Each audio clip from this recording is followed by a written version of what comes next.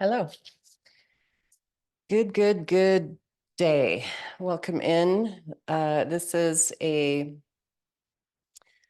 practice towards the end of our New Beginnings series, our Ganesha practices. And it's about the Mahakaya and this gift of embodiment.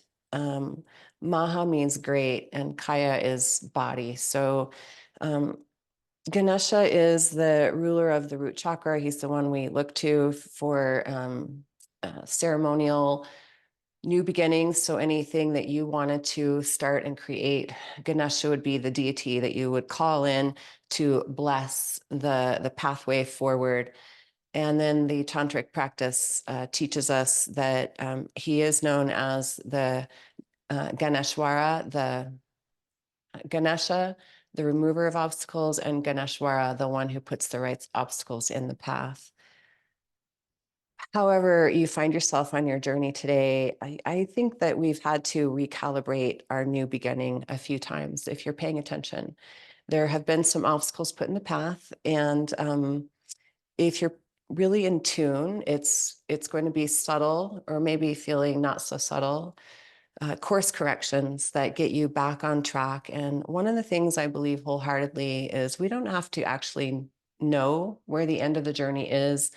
We don't have to actually arrive at the I made it destination, like a graduation or anything, but it's helpful to understand that if you can stay on the path and not get pulled into the weeds on either side, that you will be in the heart space and in the pure delight of it. And that is Ganesha. He has had a lot of, he had a very misfortunate beginning, didn't he? He lost his head due to misunderstanding and lack of communication. And then the whole story goes on, and it's about really coming into that place of really trusting that you have everything you need. And so that's today's practice. In this Mahakaya, this gift of embodiment, we often don't know the answers. We don't know where we're going. We don't know why this thing happened to me. But the practices will teach us to stay steady, strong, and to really trust. And so today's practice is not unlike the ones we've done before. In fact, it will repeat a lot of the same poses, and we'll continue to refine and strengthen, literally, the core of who we are. So we're going to take a series of standing poses where that midline energy is going to move with you, no matter what shape we take. So I have a strap. I'll instruct with a strap. Some of you don't need it. And here's how that's going to go. So I have the strap folded in half just for a little more ease. And I'm going to place it underneath the belly of my right hamstring.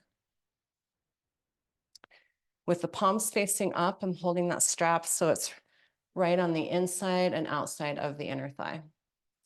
Bend the knee and think where we've been before. We've been here many times. Now, squeeze that midline as you root through inner left knee down to the inner left ankle to lift the right leg up. Push the femur bone of your lifted leg into the strap.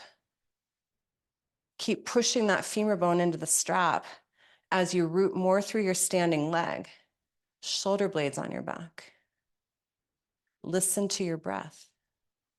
Spread your toes. Now, keep pushing that femur bone into the strap, or maybe it's your hands, and you'll extend that leg any amount or not at all. Nice. Pull it back in. Open that knee. Keep the twist in the upper body so you're square to the front. Only the knee move from hip to knee. And then maybe that extends. Good. And bend. Nice. And back to midline. And bring it down. Whew. It's a lot of work. Now, if you want to try that with the hands and no strap, some of you will find that easier. Do that on left leg. I'm going to invite you to way down here. So we've been in this shape before. And if you're newer to me or never seen this teacher before and somehow you stumbled on this video, you can trust I'll always give you the shapes you need to help you progress, not just today, but from where we're going from here. So make the standing leg strong, inner knee to inner foot, outer hip to outer foot. Firm the muscle up to the bone of the leg, and then push the bone into your hands. Spread your toes, root to rise. Keep pushing that femur bone into your hands or the strap. Even as you extend the lifted leg, push more through the bottom leg. That's the important one. It's like the back leg in triangle. So make the right leg the one you push through. There we go. And bend it in, open it out. Keep pulling that right shoulder blade onto your back. You got it. Push the femur bone down.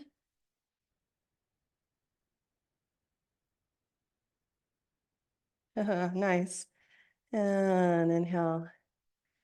And there we go. Back into the flow of the breath. Just receive it. Circle out any cattywampus, sticky energy, and love yourself up. Okay. Strap to the side, feet nice and wide, wider than outer hips. Hands on your upper thighs. And you might need a block for this one. I'll keep it handy just in case. Active feet, squeeze to the midline. Find that curve. Firm low belly. Bow forward. Extend that right hand to the floor, to the block way out in front of you. And you can think of Ganesha's very playful. He likes to play, so maybe this is his rendition of football. Okay. Yeah. Now look down to your right ankle. Squeeze your feet to the midline between them, Liz, if you wanted to squish up that sticky mat, and take your left hand to your right outer ankle.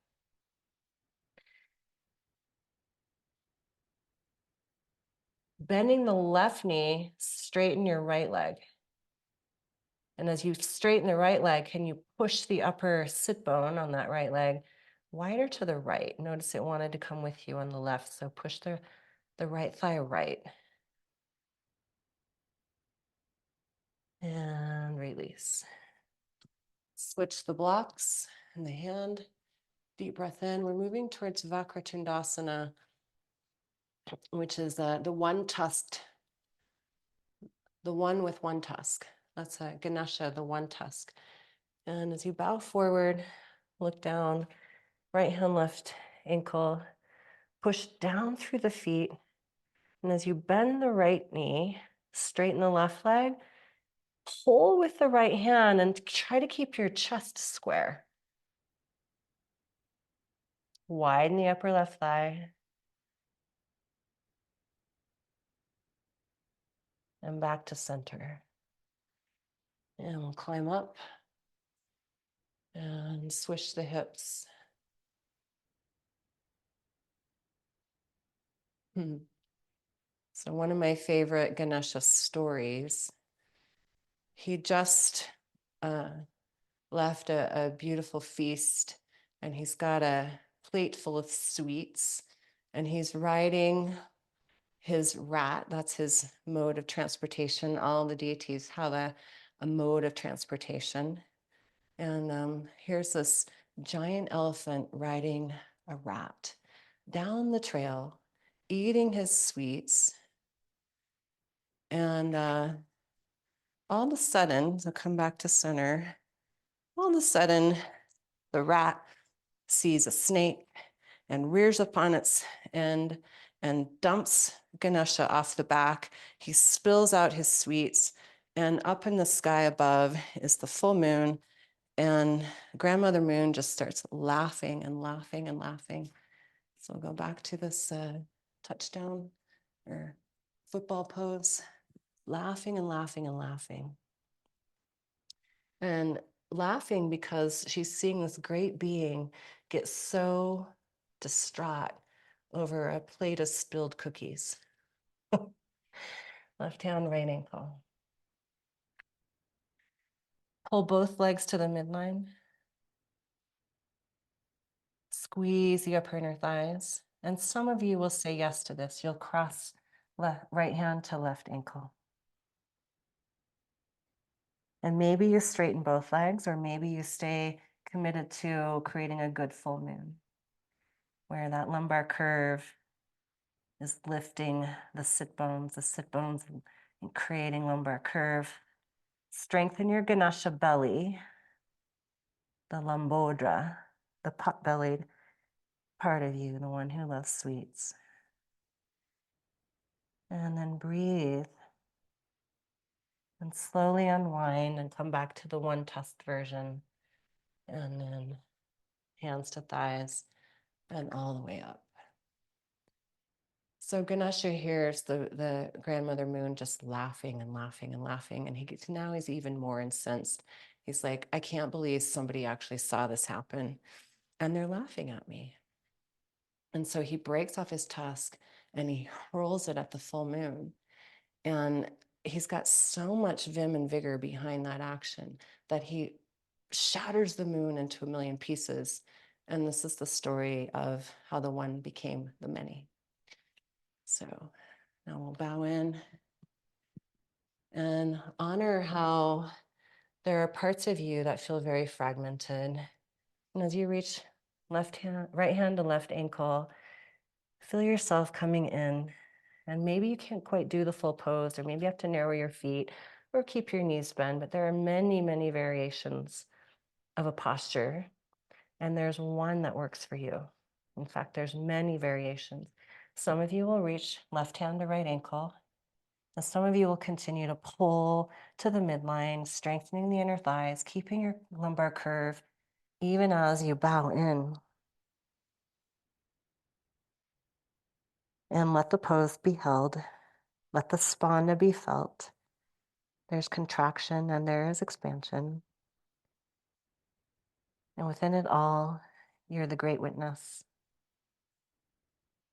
Slowly bend the knees, extend your arms. We'll take both arms nice and as far forward, the feet as wide apart as you need. And one last block dog.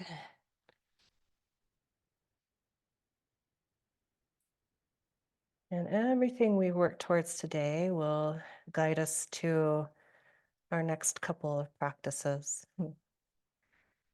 And the mystery of the journey is certainly to be embraced.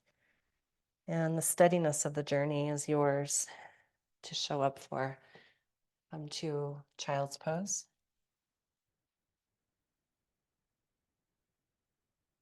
Namaste. Thank you.